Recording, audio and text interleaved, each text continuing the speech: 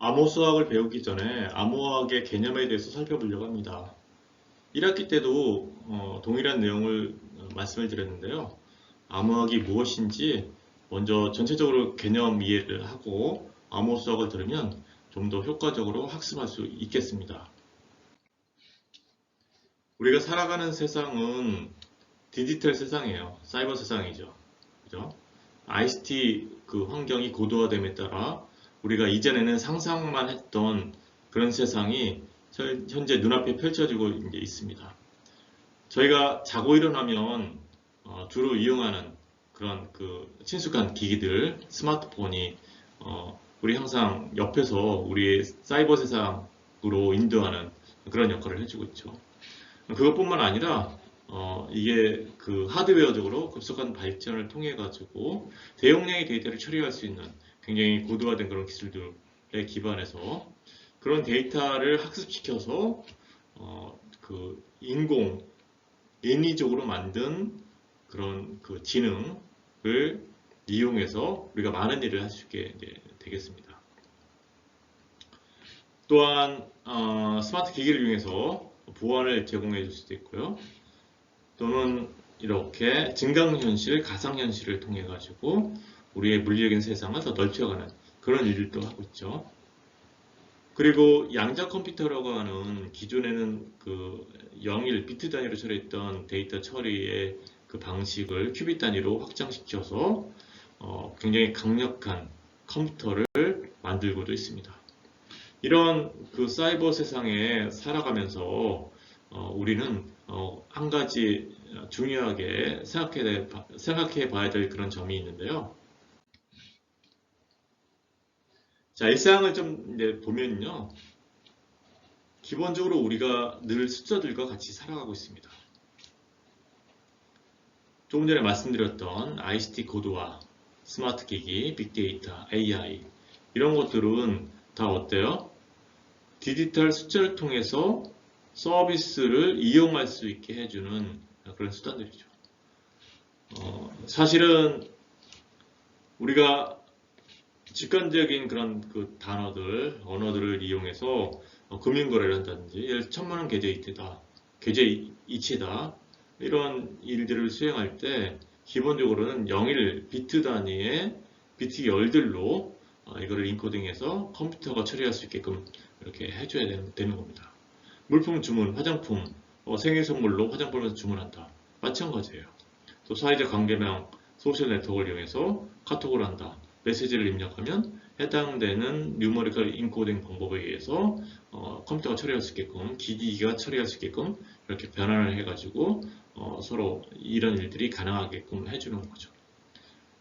비대면 대면 본인 확인, 전자서명, 전자계약, 자격증명들 이런 것들이 다 숫자를 통해서 이루어지고 있죠. 자, 네트워크를 통해서 서로 그 데이터가 주고받아지고 뭔가 이런 전자적인 일들을 할 때 항상 우리가 고민해야 될 그런 부분들은 뭐예요? 악의적인 공격자들이 늘 같이 우리랑 살고 있다. 해커들이 바로 우리 근처에 있다라는 것들을 명심해야 된다는 거죠. 네트워크를 이용하게 되면 그거는 다 오픈된 네트워크입니다. 공개된 네트워크예요. 그래서 해커들이 항상 들여다볼 수 있는 그런 기회를 엿보고 있는 거죠. 이런 것들을 방지하기 위해서 해커 공격으로부터 우리가 안전하게 통신하고 뭔가 인증된 방식으로 메시지를 전달할 수 있게 하기 위해서 암호학이라고 하는 것을 우리가 다루고 있어요. 암호 기법들을 설계하고 암호 기법들을 분석하고 이런 일련의 활동들을 이 암호학이라는 학문을 통해서 하는 거죠. 암호학은 이런 보안 이론의 핵심적인 부분을 담당하고 있습니다. 크립토그래피, 크립톨로지라고 하죠. 보안은 사실상 전체적으로 보면요. 이렇게 소프트웨어 보안, 시스템 보안, 하드웨어 보안, 또 시스템들을 서로 연결시켜주는 네트워크 보안, 그 다음에 범죄에 관련된 그 디지털 범죄를 증명할 때 쓰는 디지털 포렌식, 또 더 올라가면 보안 정책이나 법 제도까지도 다 아울러서 보안 계층을 이루게 되고 이러한 체계적인 보안의 계층을 통해서 우리가 원하는 일들을 사이버 세상에서 안전하게 할 수 있게 이제 하는 거죠. 자, 암호학을 조금 더 이렇게 정리를 해봤습니다. 암호학은 정보보호 계층의 핵심 분야라고 앞에서 말씀을 드렸는데, 자, 이 암호학을 연구한다는 것은 무엇이냐면요. 먼저 ICT 필드, 우리가 살아가는 그런 ICT 기반의 그런 응용 분야에서 필요한 보안 요구 사항들이 무엇인지를 먼저 파악을 합니다. 뭐 보안 특성들, 뭐 기밀성, confidentiality, 무결성, integrity, 인증, authentication, 익명성, anonymity, 부인 방지, non-repudiation 이런 보안 요구 사항들을 파악하고요. 어떤 서비스 응용 분야에 대해서 그런 보안 요구 사항을 충족하는 보안 특성을 제공해주는 암호 기법들을 설계하죠. 그 다음에는 그래서 이런 암호 기법들의 형태는 공개키 암호라든지 전자서명, 키교환, 해시 함수, 뭐 익명 자격 증명 시스템 뭐 이런 것들이 암호 기법들에 해당이 되겠습니다. 금융거래를 할 때 우리가 기본적으로 로그인을 하려면 이전에는 인증서 기반의 인증을 많이 했어요. 사실은 앞에 공인이라는 그런 단어를 붙여가지고 국가에서 공식적으로 인정해주는 공인된 전자서명 기법을 이용해서 로그인을 했었죠. 그렇죠? 그게 인증서를 발급받아서 이용했는데요. 이게 전자서명이라는 그런 기법이 안에 들어가 있습니다. 그래서 공개키를 내가 서명을 생성하는 데 필요한 그런 비밀키를 내가 가지고 있고요. 안전하게 보관하고 있다가 문서가 들어오면 내가 서명할 문서가 들어오면 거기다가 전자서명 값을 생성해서 상대방한테 보내주면 그 보내진 서명 값이 올바르게 검증이 되면 이 서명의 비밀키를 가지고 있는 서명자가 이 문서에 서명을 해서 보냈구나 라고 확인해주는 그런 기법이 전자서명 기법이에요. 자, 이 기법은 키를 알고 있는 사람만이 전자서명을 생성할 수 있기 때문에 부인 방지를 제공해 주죠. 대신에 키를 안전하게 잘 관리를 해줘야 돼요. 해커들은 호시탐탐 우리의 개인키, 비밀키를 노리죠. 왜냐하면 그것이 바로 금융 애플리케이션 또는 그 뱅킹 서비스에 접근할 수 있는 굉장히 유용한 유일한 수단이기 때문에 어찌 보면 그것을 탈취해가고 해킹하기 위해서 많은 노력들을 기울이고 있어요. 그래서 얘를 잘 보호해주는 그런 노력들도 우리가 해줘야 되는데 그게 이제 USB에 담아서 키를 보관한다든지 뭐 패스워드를 좀 길게 해서 패스워드로 전자서명의 비밀키를 이렇게 감싸가지고 잘 저장한다든지 이런 일들을 하고 있는 거죠. 전자서명에 대한 그런 예를 들어줬는데요. 공개키 암호, 키기환 이런 기법들도 우리가 실제로 일상생활에서 쓰고 있어요. ICT 그 환경에서. 자, 지금은 보안 특성을 제공해주는 암호 기법에 대한 설계를 얘기를 해줬는데요. 설계는 누구나 다 할 수 있어요. 중요한 것은 그 설계된 암호 기법이 실제로 안전하냐 하는 그런 보증이 필요합니다.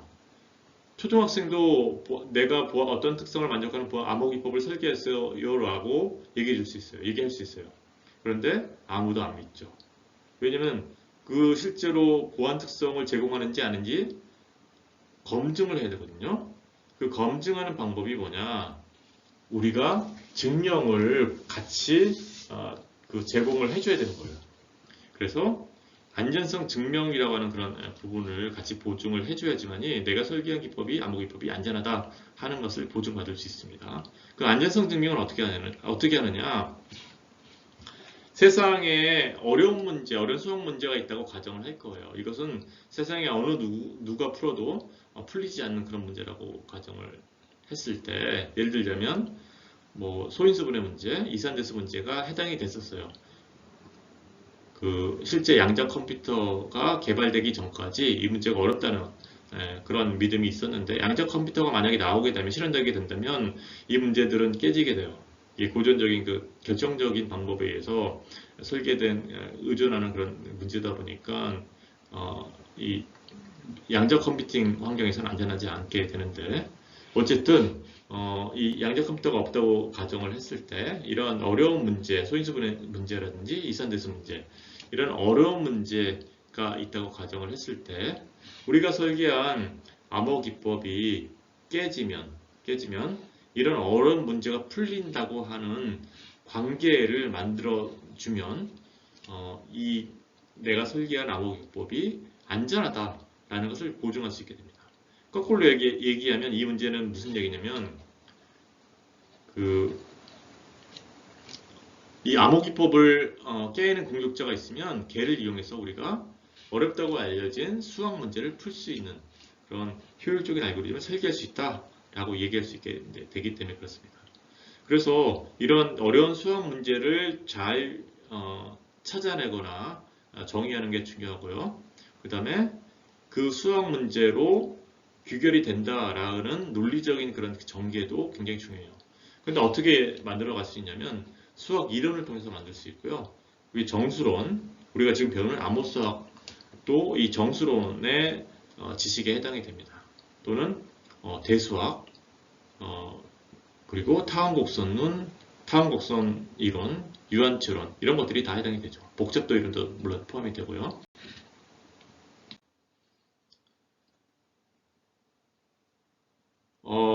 사실 복잡도를 다루려면 어려운 문제에 대해서 우리가 다뤄야 되는데요. 우리는 매일마다 어려운 문제에 접하고 이제 살아가고 있어요. 우리 주변에 있는 그런 어려운 문제들 어때요? 노화 방지, 뭐 젊음을 회복하는 방법 이런 것들은 어려운 문제예요. 그리고 생일이 돼서 초를 꽂아놓고 초를 태우면 어때요? 변형이 일어나죠. 화학적인 그런 변형들이 일어나는데 이런 초를 원성태로 복구시키는 그런 문제라든지 이런 것들은 다 어려운 문제에 해당이 됩니다. 뭐 시간 여행 같은 것도 어려운 문제에 해당이 되겠죠. 그렇죠? 다시 얘기하면 무슨 얘기냐면 우리 주변에 어려움을 경험을 할 수 있는 거예요. 어려운 문제가 존재한다는 것을 우리가 인지할 수 있다는 것이죠. 그래서 좀 전에 말씀드렸던 이런 어려운 문제 기반에서 암호기법을 설계하는 그런 일들을 할 수 있다는 그런 경험적인 우리 지식을 갖고 있는 거고요. 실제로 수학적인 그런 어려운 문제를 발굴해서 실제 암호기법을 설계해서 사용을 하고 있어요. 일상생활에서 RSA 전자설명, RSA 암호기법, 그 이산대수 문제에 기반한 그 암호기법, 키교환기법 이런 것들을 사용하고 있습니다. 많이 쓰는 암호기법 중 아까 전자서명을 얘기했는데요. 인증기술이라는 것도 있어요. 인증기술이라고 하는 것은 특정한 엔티티가 맞느냐를 검증해 줄 수 있는 그런 기법이 되겠습니다. 그래서 그것이 가능하도록 하기 위해서는 어떤 게 필요하냐면 인증 소스에 대한 정보가 있어야 되고요. 그것을 소지하고 또는 소유하고 있는지에 대한 여부를 가지고 지식 증명이죠. 또는 그 본인 증명, 바이오 기반의 이런 것들을 통해 가지고 인증을 하는 그런 기법들을 설계해서 우리가 이용할 수 있는 것이죠. 인증 소스에 대한 그런 정보는 좀 크게 나눠보면 노이즈가 있는, 에러가 있는 그런 특성, 에러가 없는 특성 정보를 이용하는 경우랑 에러가 있는 경우로 두 가지로 나눠볼 수 있습니다. 노이즈 특성이 없는 경우, 에러가 없는 경우는 뭐냐면 디터미니스틱한 그런 스트링, BTR 이런 것들이 해당이 돼요. 우리가 웹사이트에 아이디 패스워드 치고 로그인하죠. 그죠? 그때 패스워드는 정적인 그런 어떤 데이터열이에요. 스트링이에요. 얘는 똑같은 고정된 스트링을 입력해야지만이 로그인이 허락이 돼요. 그죠? 얘는 노이즈 특성이 없어요. 노이즈 특성이 있는 그런 예를 하나 예를 들어보면 바이오 정보 같은 게 그런 예가 되겠습니다. 우리가 얼굴 인증하잖아요. 또는 지문을 인증하잖아요. 이런 것들을 바이오 인증이라고 하는데 바이오 소스 정보, 얼굴, 목소리, 지문, 걸음걸이, 그 홍채, 또 목소리, 성문, 이런 것들, 심박동에 대한 정보들, 이런 것들이 이 바이오 정보에 해당이 돼요. 자, 얼굴 인증을 한다는 것을 잠깐 보시면요. 얼굴은 어때요? 카메라로 찍어가지고 해당되는 사람이 맞는지를 인증하는 그런 형태가 되겠죠. 얼굴 인증이라고 하는 것은.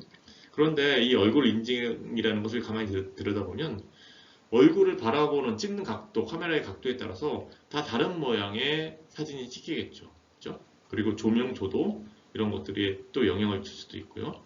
무슨 얘기냐? 내가 고정된 패스워드를 쳐서 로그인하는 아이디 패스워드의 방법과는 다르게 얘는 노이즈 특성이 있어요.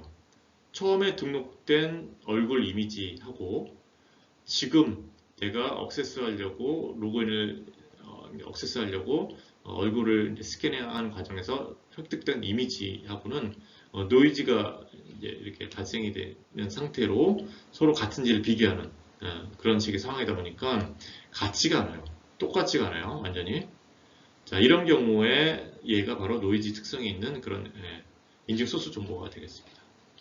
노이즈 특성이 없는 얘는 패스워드가 되겠고요. 또는 전자서명의 비밀키가 이제 해당이 되겠습니다. 그리고 노이즈 특성이 있는 그런 예로는 바이오 정보를 말씀드렸는데 환경 정보도 여기에 해당이 돼요. 그래서 우리가 위치 정보를 보시면요. 위치를 특정하는 그런 방법들이 여러 가지가 있겠지만 와이파이라든지 GPS 뭐 이런 걸 가지고 특정할 수 있어요. 오차율이 작은 몇 미터, 몇 센티미터 이내에 그런 오차율을 감안해서 위치 정보를 특정하죠. 여기는 어쨌든 그 위치 정보에 대한 노이즈 특성이 있고요. 그런 노이즈 특성을 감안하더라도 이런 환경 정보를 이용해서 인증하는 그런 방법은 굉장히 유용하게 쓸 수 있습니다. 좋은 인식이라 그래서 내가 특정한 사무실 안에 있는지를 이렇게 인증을 해서 여기 사무실 내에 있는 기기들을 사용할 수 있게끔 허용한다든지 이걸 국가안보라든지 군사적인 그런 부분들에서도 활용할 수 있고요. 뭐 기업체에서 본다면 굉장히 중요한 그런 정보를 담고 있는 디바이스를 이용하는 경우에 특정한 장소에서만 이용할 수 있게끔 이렇게 이 인증 수단을 적용해서 쓸 수 있는 것이죠. 최근에는 이 노이즈가 있는 그런 그 정보 소스 중에서 얼굴 지문 이런 얘기를 했지만 뇌파도 이렇게 이용을 하는 그런 추세에 있어요. 뇌파까지 그 인증 수단으로 이용할 수 있게 되면 뇌파를 우리가 분석할 수 있고 이해할 수 있는 상황이 되다 보니까 뭔가 좀 꺼림칙하긴 해요. 내 뇌파를 상대방이 스캔해가지고 내가 어떤 생각을 하고 있는지 이것을 알아낼 수 있는 그런 정도까지 발전을 한다는 얘기가 들 수 있거든요. 어찌 보면. 그래서 좀 꺼림칙하긴 한데 헬멧을 쓰고 다니면서 또 걔에 대응하는 그런 모습도 나타날 수 있겠죠. 어쨌든 바이오 정보의 그 유용성은 뭐냐면 우리가 나이가 들고 고령화가 되면서 어때요? 패스워드 자꾸 잊어버리죠. 패스워드 잊어버려요. 하나의 웹사이트만 쓰는 것도 아니고 여러 군데 웹사이트를 번갈아 가면서 이제 써야 되는데 동일한 그 패스워드 쓰지 말라고 하죠. 그렇죠? 그러다 보니까 조금씩 다르게 이렇게 패스워드를 이제 지정해서 쓴다고 하더라도 인간의 암기력에 한계가 있고요. 나이가 들어가면서 기억도 잘 못해요. 그러다 보니까 바이오 정보를 더 선호하게 되는 경우도 생깁니다. 바이오 정보는 특별히 외우거나 그럴 필요가 없고 내 몸 자체의 정보를 가지고 인증 소스로 이용해서 억세스를 할 수 있는, 그러니까 인증을 할 수 있는 그런 상황이니까 고령화가 될수록 더 매력적인 인증 수단으로 구상을 하고 있습니다.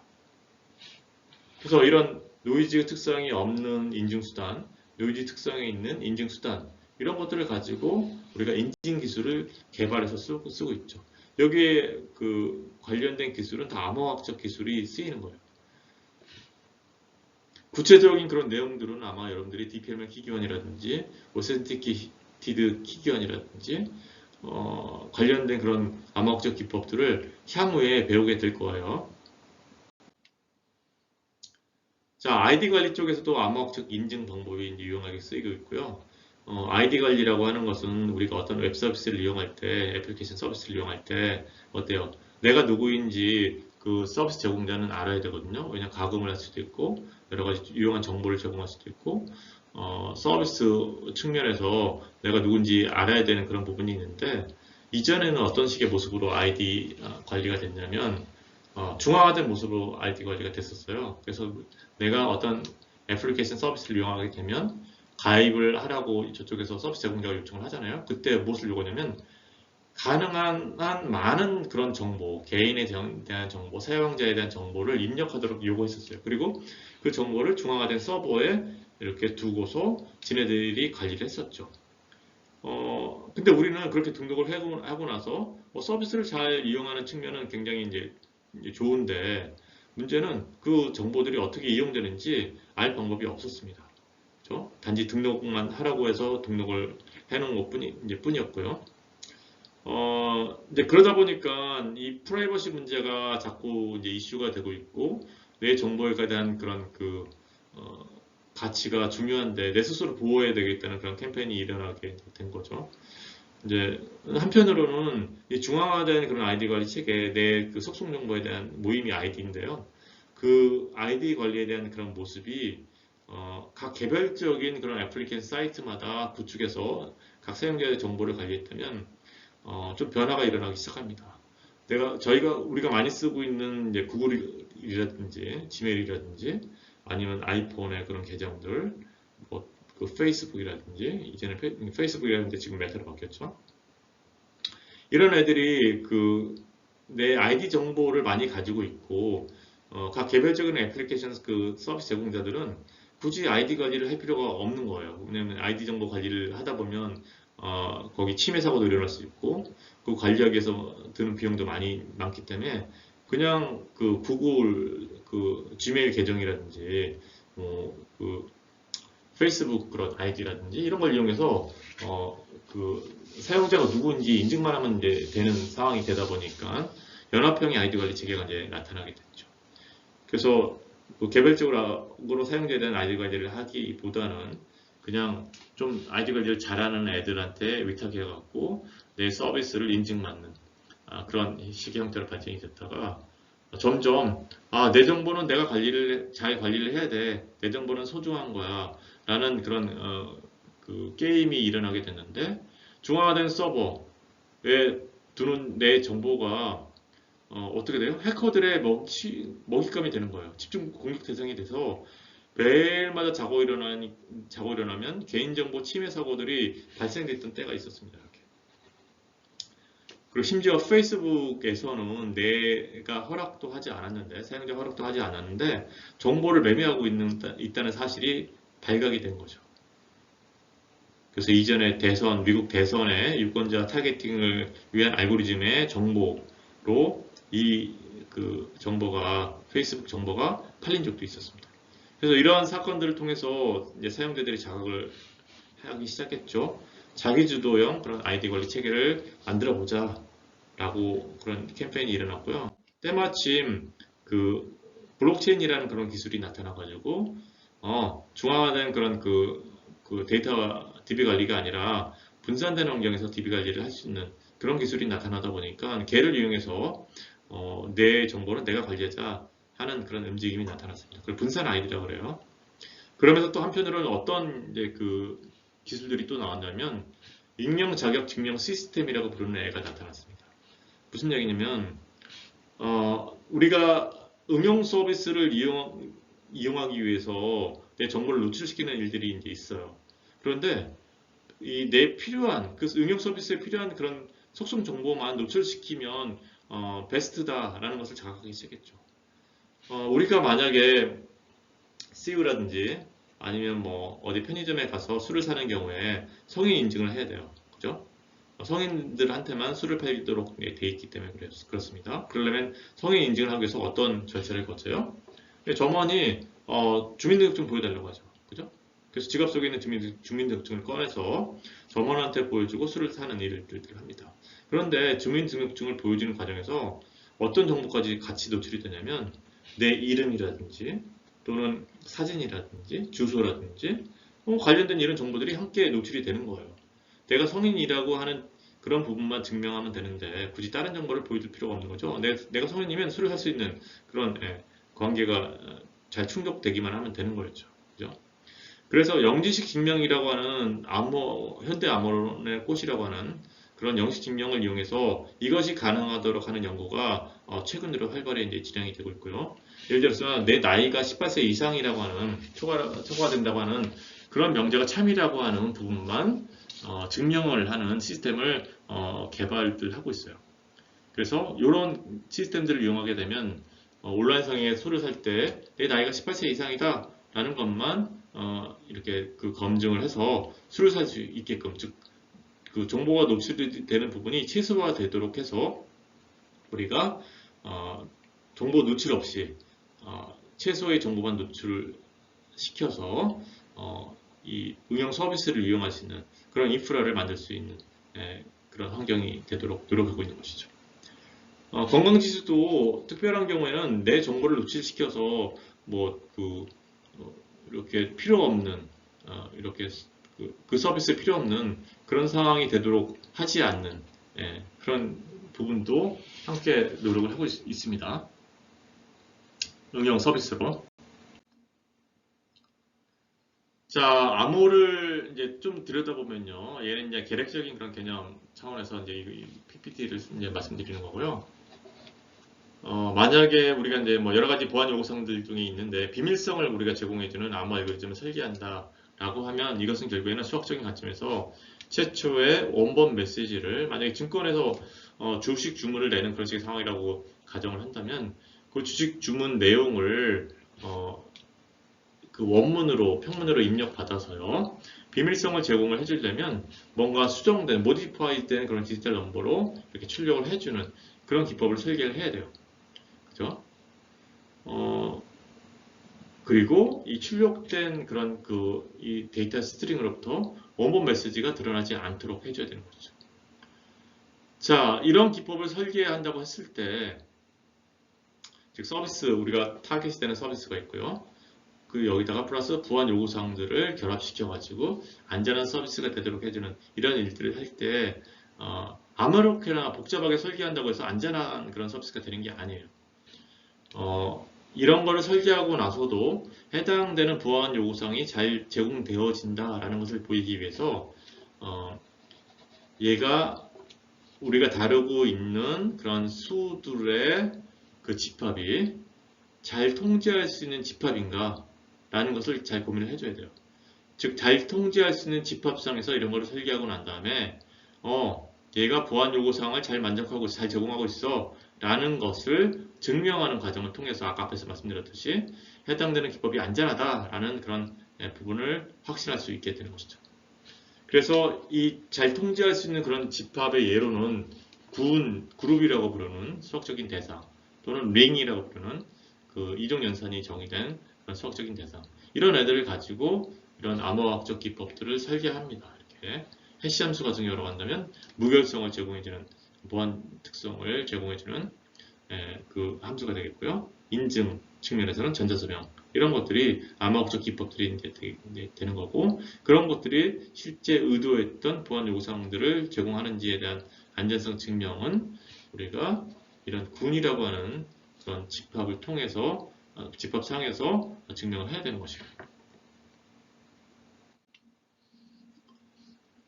자, 핀테크의 핵심적인 그런 그 기술은 핀테크는 결국 뭐냐면 돈을 융통시키는 기술인데 이 돈을 잘 융통시키기 위해서는 무엇이 따라붙어야 돼요? 물리적인 환경에서 돈을 쓰는 상황은 이미 이제 그 별로 큰 포션을 차지하지 못해요.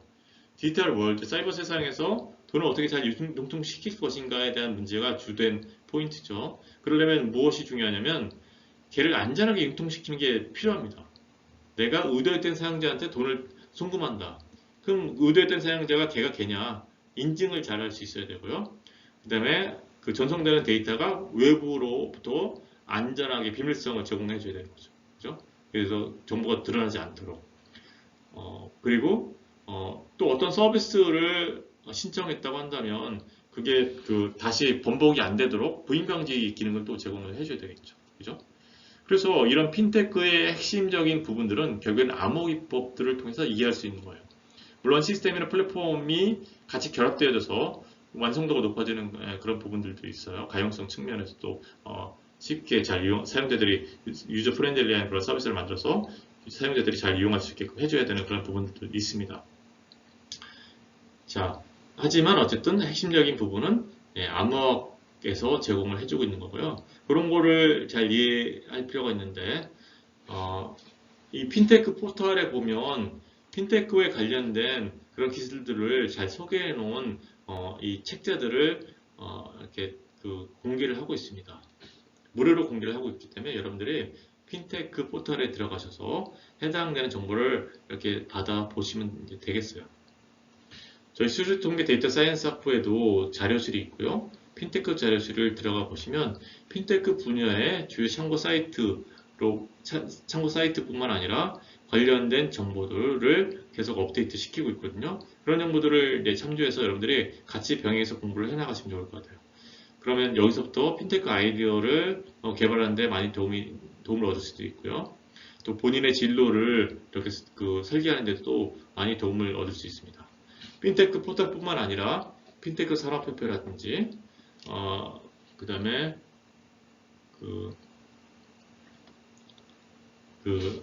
핀테크 지원센터라고는 그런 것도 들어가 보시면 많은 도움이 되는 자료를 많이 얻을 수 있습니다. 이 암호 전문가, 암호를 잘 하시는 분들은 어디에 이제 진로를 이렇게 생각해 볼 수 있냐면 모든 ICT 기업들은 다 해당이 돼요. IBM, 마이크로소프트, 구글, 빅테크들, 메타라든지 국내 대기업들도 다 해당이 돼요. 왜냐면 ICT 개발에 수반되는 그런 부분들은 보안이거든요. 그 중에 핵심은 역시 암호인 거고요. 그래서 이제 삼성은 당연히 이제 포함되고 LG, 한국전력 다 포함이 됩니다. 금융권도 당연히 포함이 되겠죠. 뭐 국민은행이라든지 금융감독원, 금융위원회, 금융보안원 다 해당이 이제 되고요. 국가정보원, 한국인터넷진흥원, 검찰 쪽에 사이버 문제 증명할 때 사이버 포렌식, 컴퓨터 포렌식 이렇게 관련된 기술이 필요합니다. 국방과학연구소, 애트리, 국가보안기술연구소, 정보산업연구소들도 암호 전문가들이 필요해요. 그리고 이제 암호 전문기업 안랩이라든지 드림시큐리티라든지 이런 부분도 필요하고요. 아까 법률 쪽, 포렌식 쪽 경찰청, 검찰청 다 필요합니다. 국가안보를 위해서도 당연히 필요하겠죠. 대한민국 국방부에서도 필요하게 되겠고요. 벤처 또는 스타트업 이런 부분도 암호 기술을 이용해서 굉장히 혁신적인 그런 인증이라든지 기타 보안 솔루션들을 개발하는 그런 기업들도 많이 있어요. 굉장히 다양하게 여러분들이 진출할 수가 있거든요. 근데 여러분들이 이런 내용들을 잘 모르는 상태에서 단순히 암호라는 그런 그 부분만 생각해서 이렇게 좀 좁은 시각을 갖게 되는 경우가 있는데 암호는 보안의 핵심 영역이면서 기본이 되는 이제 이론적인 그런 내용들이기 때문에 얘를 잘 알고 있는 거랑 모르고 있는 것은 큰 차이가 있어요. 코어 부분을 잘 알고 있는 그런 상황이라고 한다면 굉장히 단단하죠. 그죠? 내공이 강하고 그 다음에 다른 부분들을 이해하기 쉬워요. 그래서 융합보안 쪽하고 이제 결합을 하거나 아니면 또 핀테크 쪽에 뭐 이제 결합을 하고 싶다고 한다면 핀테크 쪽의 내용들을 경영 쪽에 하고 같이 융합해서 본인 진로를 설계할 수 있는 거고요. 또는 AI 쪽하고도 같이 이렇게 융합해서 본인 진로를 이제 설계할 수 있어요. 그 다음에 그냥 그 자체로 암호 전문가도 이렇게 많은 그런 진로 분야가 있으니까 여러분들이 뜻을 빨리 정하는 게 중요합니다. 갈등하지 않고 뜻을 빨리 정해서 그 부분을 그 진로 부분을 그 방향으로 잘 이렇게 개발하게 되면 좋은 그런 진로를 취업을 할 수 있는 갖게 되는 진로를 얻게 되는 그런 기회를 이제 가질 수 있습니다. 만약에 이제 저 추가적으로 궁금한 내용은 저나 김수리 교수님 야무를 하시는 그런 분들이 수리통계 데이터 사이언스 학부에 계세요. 그러니까 얼마든지 이제 자유롭게 상담을 하셔가지고 궁금한 점들을 같이 풀어나가면 좋을 것 같아요. 정보가 좀 부족해가지고 여러분들이 이렇게 어려움이 있는 상황도 이제 있더라고요. 같이 상담을 해보다 보면 그래서 이런 부분들은 주저하지 말고 하셔야 돼요. 그리고 빨리 하셔야 돼요. 빨리 하면 할수록 여러분들이 좀 더 좋은 기회를 가질 수 이제 있거든요. 특히 저 같은 경우는 아이디 관리 쪽에 분산 아이디 분산 아이디 관련된 암호 기법들을 개발하고 있고요. 이런 개발 과정을 개발을 위해서 정부 연구과제도 이제 수지에서 하고 있고 같이 뭐 S크립트 활동들도 이제 학생들을 지원을 해주고 있고 공모전 경기대에 나가도록 이렇게 독려를 해주고 있어요. 멘토링도 같이 해주고 있고요. 그다음에 소그룹 활동도 이렇게 장려해서 스터디 동아리 활동을 할 수 있게끔 이렇게 여건도 만들어주고 있습니다. 연구과제도 하고 있어서 연구과제 참여를 희망하는 학생은 연구과제에 이렇게 참여하도록 하고 있어요. 근데 의지가 분명해야 돼요. 그 경우에는 이제 연구비도 지급하면서 연구비도 제공을 해주고 있거든요. 그래서 이제 그 경험을 통해서 그 경험은 굉장히 중요해요. 여러분 나중에 이력서를 어떤 그 인턴십이라든지 회사에 취직할 때 또는 대학원에 갈 때 이런 연구과제 참여 경력은 굉장히 중요한 그런 그 평가 요소로 그 점수를 높게 받을 수 있는 그런 부분이에요. 그래서 그런 것들도 감안하셔가지고 저하고 또는 김슬희 교수님하고 같이 상담을 해보시면 좋을 것 같습니다. 이상입니다.